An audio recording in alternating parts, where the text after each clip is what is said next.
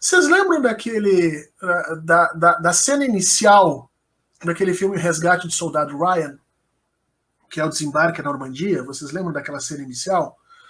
Quer dizer, um monte de jovem parado em fila na frente daqueles barcos anfíbios que vão aportar nas praias da França, eles se urinando de medo, se cagando de medo, aquele negócio abre, e na hora que abre, as metralhadoras estão atirando deles, tem gente que nem chega a sair vivo de dentro do barco.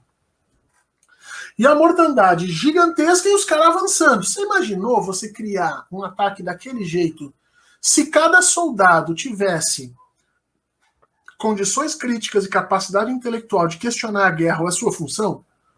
A pessoa, o cara para lá dentro dizendo, porra, que merda é essa? O que eu tô fazendo aqui? Isso aqui não é civilizado, isso aqui não é constitucional, eu tenho que ter os meus direitos respeitados, eu não vou avançar de jeito nenhum, você bota outras pessoas lá pra fazer isso, eu não vou fazer.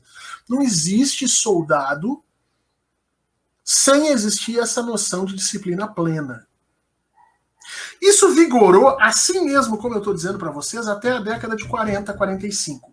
Foi só depois da Segunda Guerra Mundial que os exércitos do mundo inteiro passaram a colocar uma cláusula de que soldado não podia obedecer ordem absurda. De onde é que veio essa cláusula? Essa cláusula veio por causa da exigência da sociedade civilizada sobre o que aconteceu no nazismo. Porque muitos soldados nazistas diziam que só estavam cumprindo ordens. E aí se percebeu que a estrutura militar estava sendo utilizada para desculpar a falta de escrúpulos de uma grande parte da população. E aí todas as forças militares do mundo passaram a colocar essa, né, dentro do seu territóriozinho aquela questão assim, não, o soldado não deve, ninguém deve obedecer uma ordem absurda.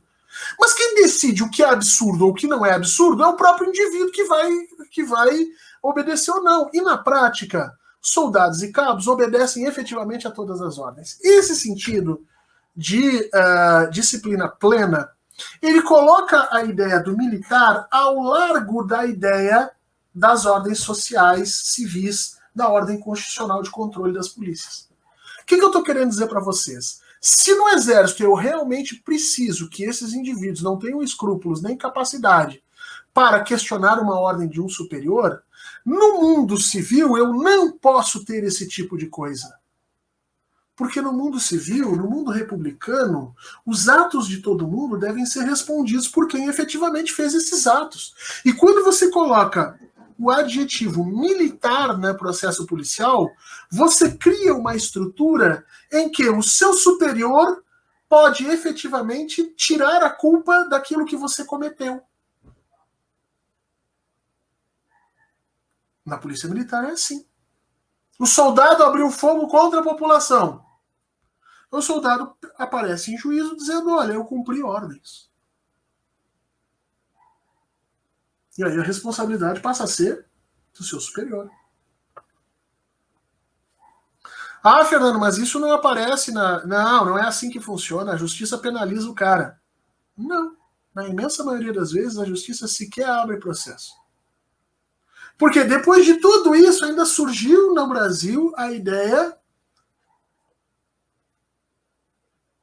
do... Ah, tem um termo que eu acabei de me esquecer, que é o... que os policiais usam toda hora nos processos. O excedente de ilicitude, eu acho que é assim, excludente de ilicitude. Excludente de ilicitude é o que diz o seguinte, olha, se alguém abrir fogo contra o policial pode abrir fogo contra a pessoa.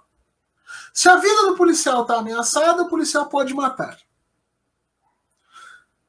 Em determinadas situações, o policial tem, portanto, um excludente de ilicitude. Ele não mais está sujeito às penalizações da Constituição.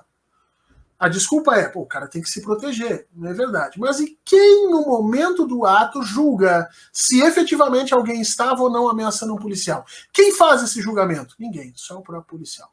Então, na prática, o excludente de ilicitude é uma liberdade para matar. E não só na prática. Se você for olhar a quantidade de denúncias que o Ministério Público aceita de policiais que mataram pessoas em ação, você vai ver o absurdo. A maioria das vezes o Ministério Público pede o arquivamento. E essas pessoas simplesmente não respondem. Os militares não respondem por absolutamente... Os policiais militares não respondem por absolutamente nada do que eles façam. Veja, um soldado do Exército Brasileiro que atirar contra alguém vai ter muito mais problema para explicar do que ele fez do que um policial militar. porque um policial militar está garantido a ele o excludente de ilicitude. E mais, a lei brasileira garante que para a comprovação do excludente de ilicitude, basta o depoimento do próprio policial militar ou de um policial militar qualquer. Portanto, se estou eu e o Genebra, por exemplo, numa ação, e eu resolvo dar um tiro na cabeça de uma criança de 15 anos, a criança vem a morrer, eu levo o corpo, chego lá e digo, ela estava armada, e para comprovar que ela estava armada e que ela me ameaçou, basta que o Genebra, que estava comigo, diga, não, realmente, ela nos ameaçou. E para você inverter essa prova, e quem é advogado criminalista sabe do que eu estou falando, para você comprovar que essa criatura não estava armada, os advogados incorrem em coisas do arco da velha, do tipo, você tem que comprovar que a criatura tinha 6 anos, que não tinha força para levantar uma arma e que sequer pegou uma pedra, porque às vezes nem crianças são colocadas fora disso. Então, é um troço completamente absurdo.